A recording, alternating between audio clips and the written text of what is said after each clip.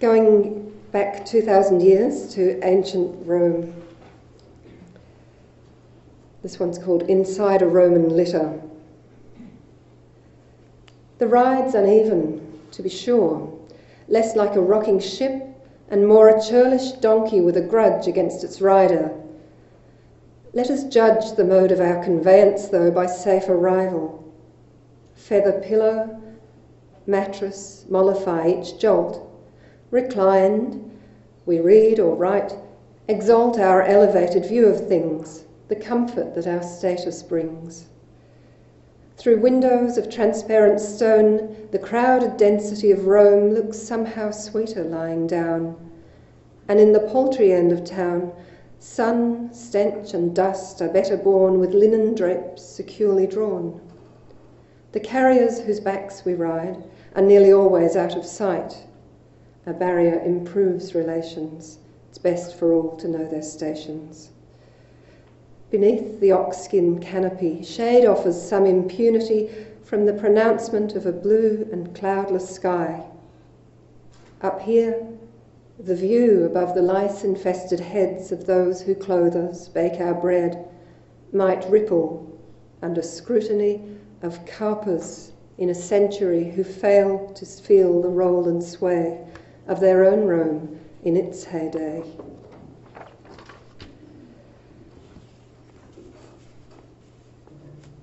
I spent half of my childhood in Lancashire, northwest England, and this is another sequence about the tools on my grandfather's farm, one of his earlier farms. He was a tenant farmer, and it's called Drummer's Field, which was the name of one of those earlier farms. Number 1, seed fiddle. My grandfather sowed clover before he cut barley, a shrewd, efficient farmer striding the length and breadth of his broad Lancashire acres. Supported by his left arm, the seed box resting on his chest framed a 10-pound canvas bag. With every steady stride he took, his right arm drew the leather bow. Seed arced in hemispheres, as would his progeny in future years. I see him jut-jawed pragmatist above the wind-rustled grain, looking from a distance like some minstrel in a rustic idyll, bowing his fiddle to the larks, the cows, and the nonchalant countryside. 2. Rod. Relieved of the centuries-long tension of holding walls together, the iron tie bolt lived within the precincts of the haystack. Into the rich roundness it was thrust each day like a skewer in a cake that must not cook. Heat in the rod was signal for alarm that dew was combusting in the belly of the stack. Farmers crowed about a neighbouring fire, wagged their heads at one in too much of a hurry.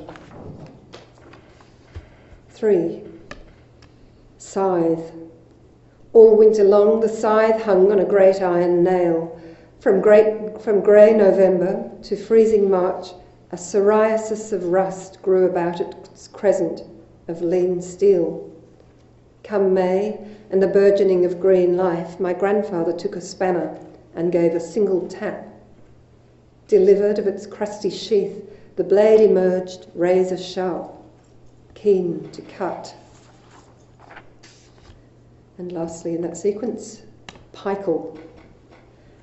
A 2-pronged fork of ash or beech, as long as a man, light as a flicked wrist, it turned the hay upon the field. Or from a cart, whisked sheaves from air, and deftly wove at needlepoint a towering stack of wickerwork, which the farmhand standing rode into the old Dutch barn. Inside the barn, against the wall it leant, tines up, a simple hieroglyph for something we fall short a word in this full tongue, the art and virtue of an object's simply fitting to its task.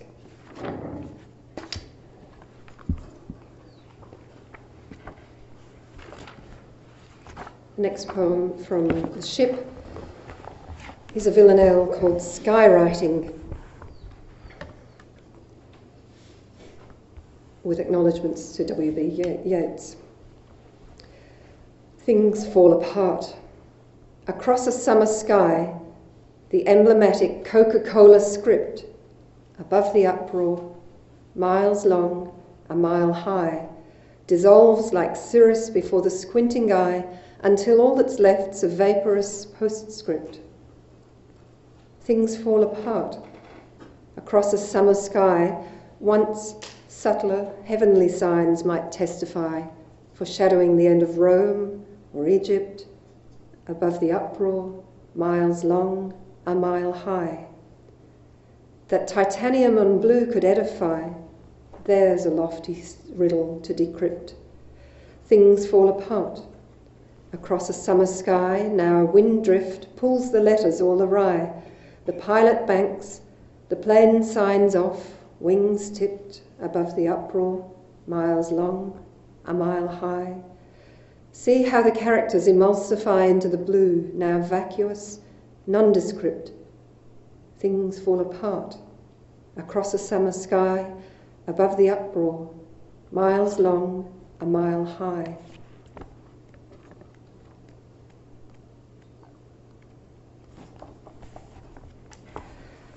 A poem about living with log trucks in Tasmania. I was speaking to someone at dinner last night who was under the impression that the pulp mill wasn't going to go ahead. That's not the case. It's up and running, and when it's not up and running, it is forging ahead. Menace. Somewhere in the tableau that is each frame of the day, a Mack truck is visible, subliminal motif in a horror film. There is one now in the rear vision mirror behind the mute laughter of children in the back seat of the car. A circus wagon, masterpiece in chrome, a conjurer performing disappearing acts before our eyes.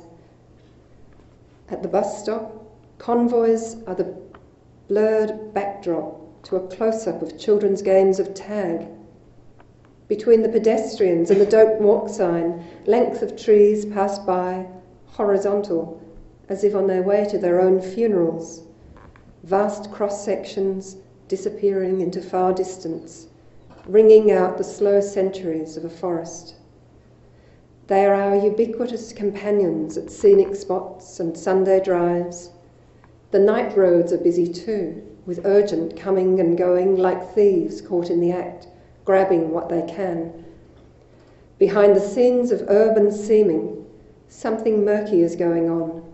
A Hitchcock or a Marlowe might add up the clues and equations. Shrinking lakes, the slow deaths of gum and casuarina, toughest drought resistors. A voice on the radio citing statistics to an empty house. And finish it. Two more.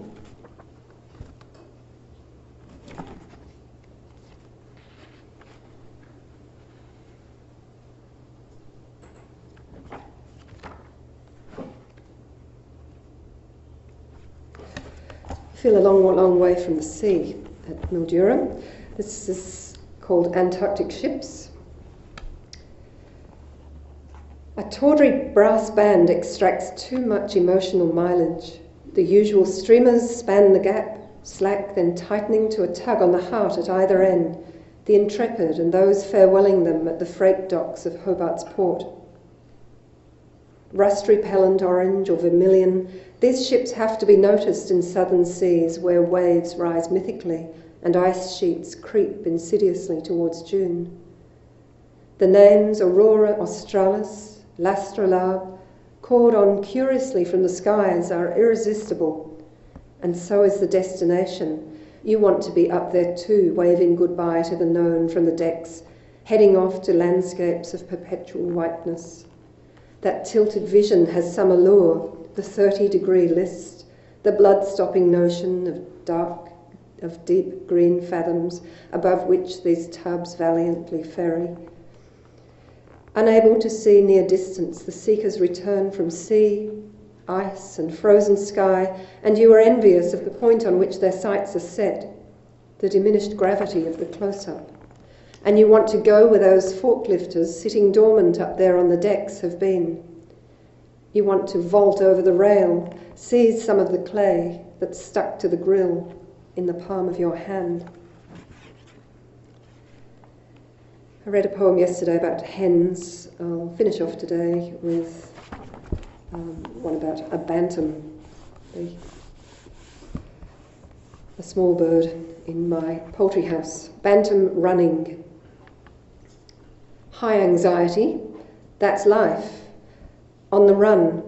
For a lone miniature, it's duck and keep moving in the fowl yard. Feed when you can, but keep your head up.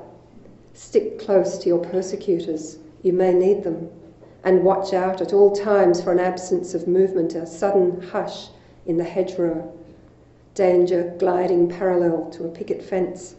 There's a pair of feline eyes in every arrangement of leaf and blossom. Better the devil you know. The rules regarding the big fellows?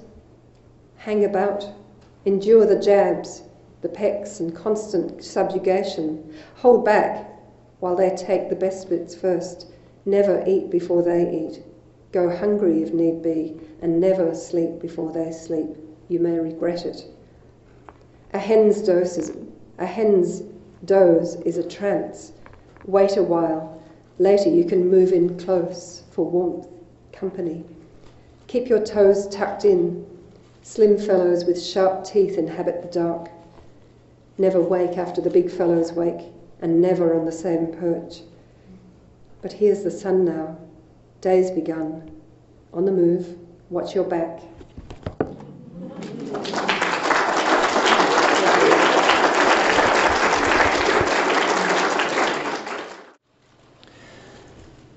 Anthony Lawrence is the author of 12 books of poems, including Strategies for Confronting Fear, new and selected poems.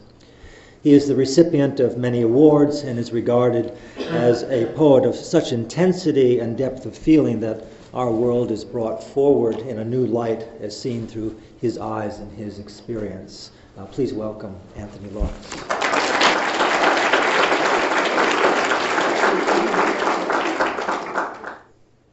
Thank you, Paul.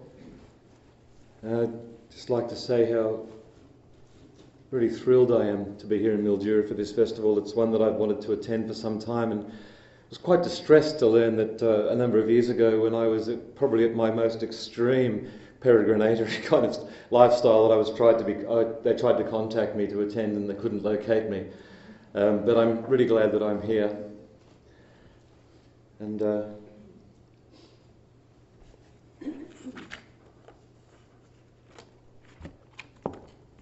I've recently published a little chapbook called Magnetic Field, and it's a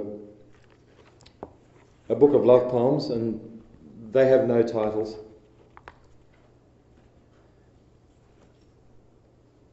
A cold extraction from the sacred geometry of the combs, my tongue released into the essence of destinations, arrivals, and a process bellowed smoke reveals under the roofs of tiny white weatherboards. Taste this, I say, in your absence, and I am prayerful, despite the distracted presence of a keeper and his son. What I swallow is alive, and applied to wounds can be restorative. Sweet hexagons from the industry of gums in the season of their flowering. I love you, I do not say, and turn from a netted man and his village of imported queens to smear a salve of honey into the skin on the undersides of my wrists. When the man and his son have gone, I taste myself and return to the place we have chosen, a landscape hard won and barren of the constancy of love. And I remember just how we are measured by what we do and say when no one is watching, when alone.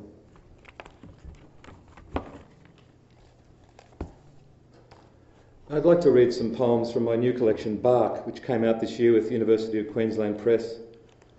And I'll start with a poem that really has my son all over it and through it. His name is Cormac, yes, and he's named after Cormac McCarthy. His mother and I were reading him avidly, and it just seemed like a natural name. It just appeared and stayed. Bestiary and open tuning. Blessings and praise to the dark entanglement of caught branches I continue to see, as a black swan holding her place in the current, her head held resolute and serene, her signets the shadows that advance and recede in the eddies she makes going nowhere.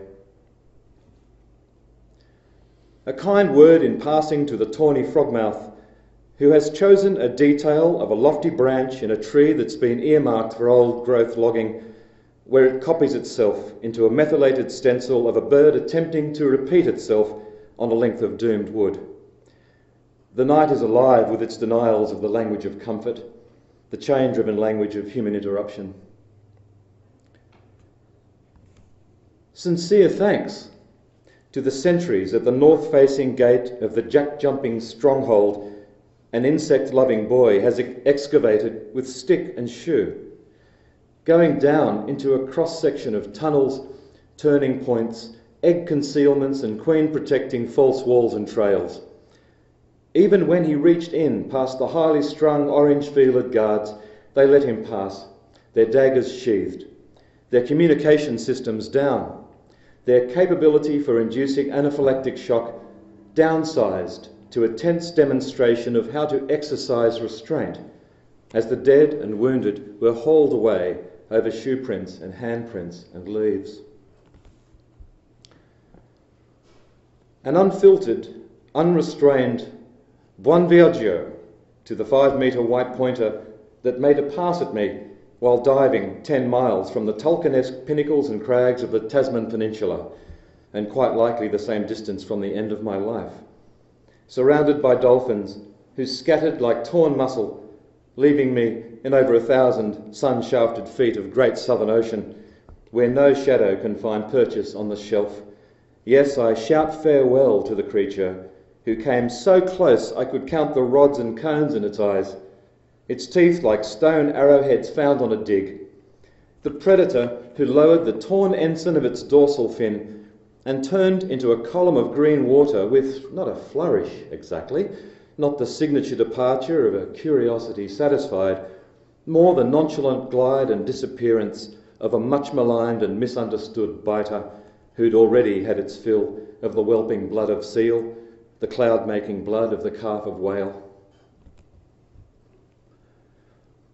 A prayer for the Galah Orden, or as my son insisted each time I called the bird's name, the Galah Gordon, who suffered a cerebral hemorrhage after falling from the crest of his cage, and who, after burial, after having the misery put out from his eyes, called one last time through stepped-on soil and stones, a call that came from below where his head had been, a call not plaintive, compliant or wild, simply one that was unrecognisable from the list of words and music he had just begun to learn.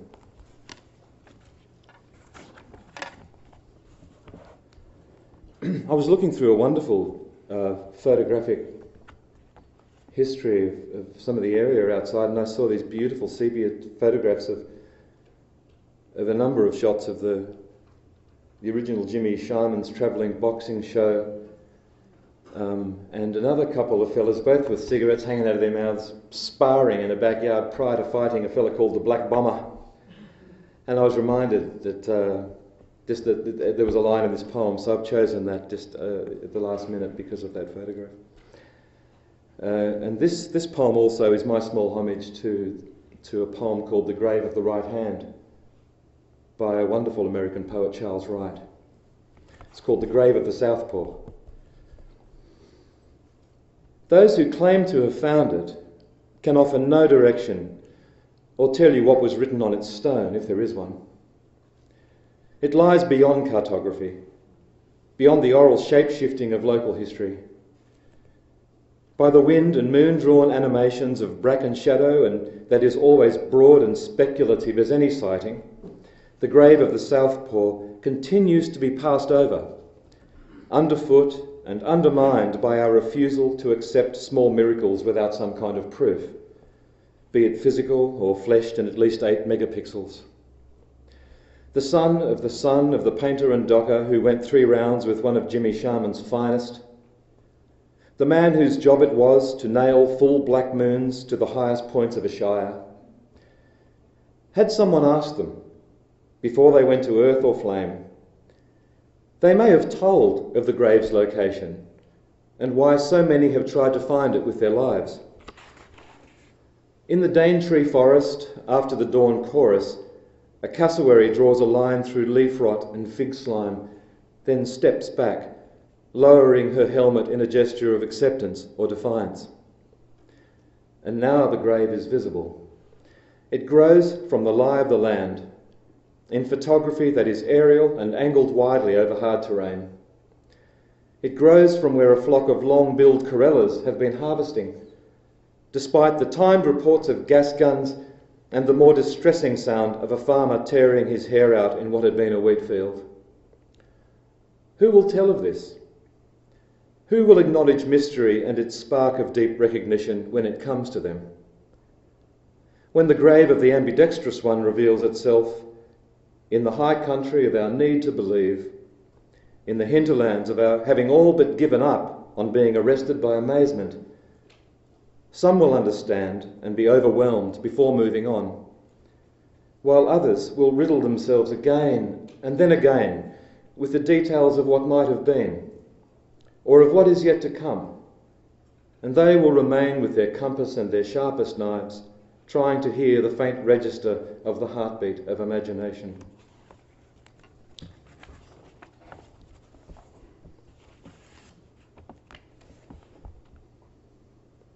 Breaking chain.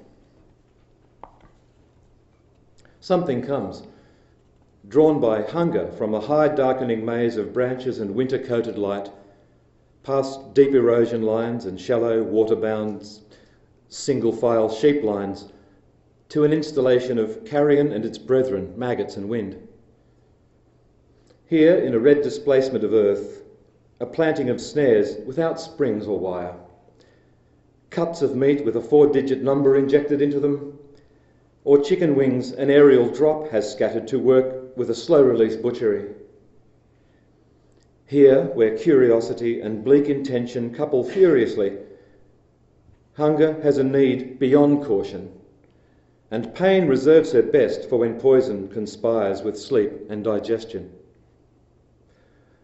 Lying down in all weathers reduces the skin around introduced teeth to an exaggerated grin, which may fool the feral cat or dog, but not the eagle who settles the ragged edges of her wings, steps up to a simple table and hooks in for soft cables, blue connections. In flight, something goes to ground inside her and she drops away, as if a collection of loosely bound weighted rags had been thrown to earth.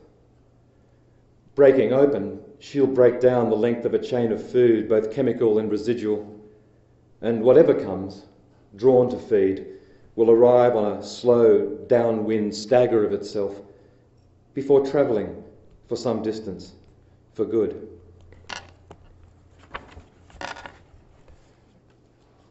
I was living up in the mountain, just under Mount Wellington outside Hobart, and periodically some European wasps would come to build their home. I found them fascinating creatures. I never got stung, they never seemed to bother me, and I was able to observe them quite closely. One for the European wasps. It begins with a sound like the flicker and hum of faulty strip lighting. Move as close as your nerve or curiosity will allow. A small construction is underway, with 1 or 2 workers milling paper between panels of hardwood. Your presence will not disturb them, despite their reputation for being fierce and on occasion lethal. See how they attend to this many-celled aerial castle with a singular purpose. The sensitive wires of their feelers calculating perspectives, legs aligning seams, each cell cemented into place with globes of clear fluid wiped as mortar from the unvisored fissures of their mouths. But few nests, when discovered, are allowed completion. Violence, no matter how unlikely, warrants preemptive violence. A fine mist of poison dispersed environmentally, or old news rolled into weaponry. What's left is an imprint of wings and trailing legs, like fine grains in timber, or bodies grounded like contortionists in a squall of domestic chemical rain. The glass jar with its perforated lid has been set aside for these blow-ins and beautiful exiles. And should they be captured, taken outside and held to the sun before being shaken free, you will notice their eyes, when seen at close range, have a contoured, omnivorous gleam. And the thorax, that carrier of the essentials needed for navigating earth and air, seems likely pinned to the head and abdomen with tailings of fine dark hair. I've seen the wasps at work in high corners, while below them a woman made ready to oversee their departure from the world. She went from room to room and then swept them away like the fallen petals of calendulas, and did not speak of what she had done, and was all the more beautiful for it.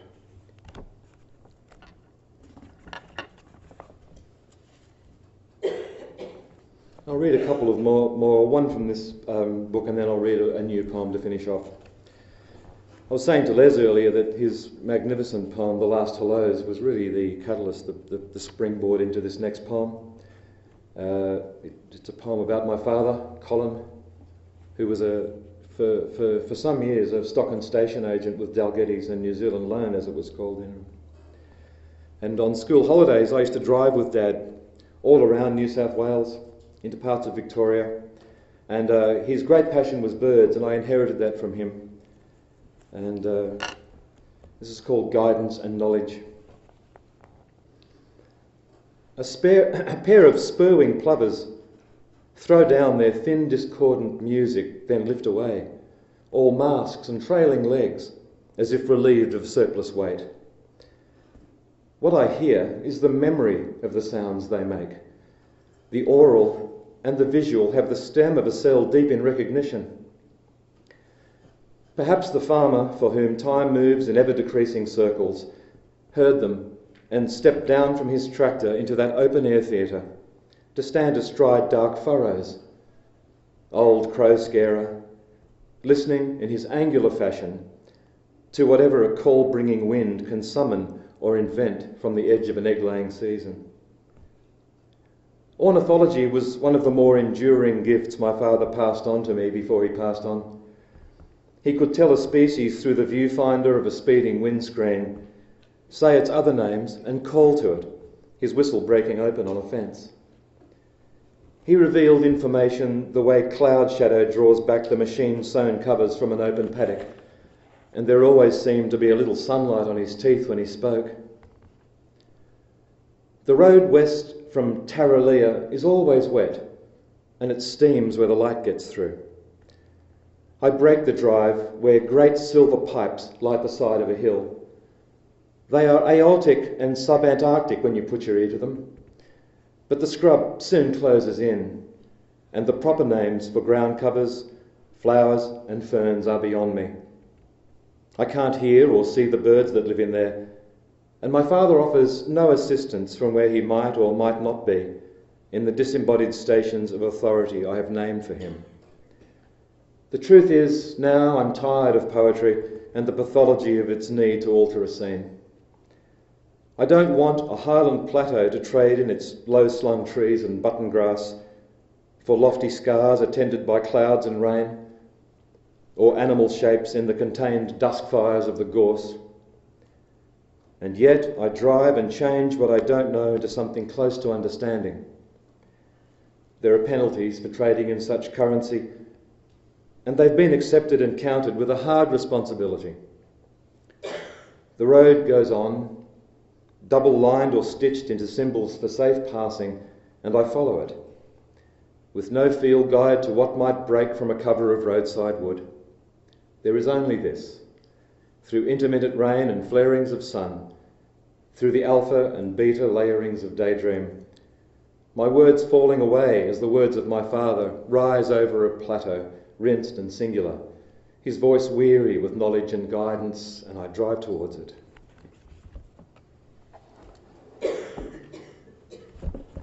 And I'll finish with a new poem. For quite a number of years I've been a very keen motorcyclist, and I had a layoff after coming off, and I've returned to it. And